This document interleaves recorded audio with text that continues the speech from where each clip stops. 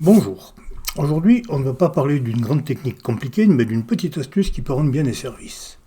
Par exemple, quand on travaille sur une photo, on peut avoir besoin de zoomer pour voir des détails. Par exemple, ici, je voudrais nettoyer un petit peu cette image. Alors, je crée un calque vide.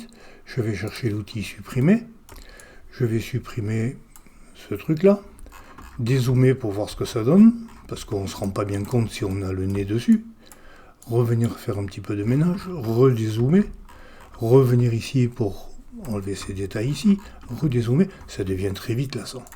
Bon, il y a une autre façon de procéder.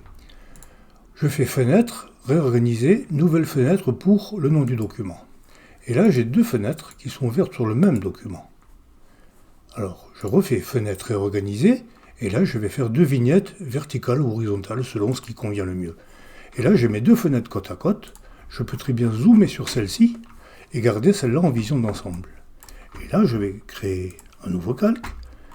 Je vais venir supprimer, par exemple, cet élément. Voir ici ce que ça donne, sans avoir besoin de zoomer, me déplacer ceci. Et donc, j'ai la même fenêtre sur le même document. Ici, elle est à 117% de zoom. Ici, elle est à 12,5.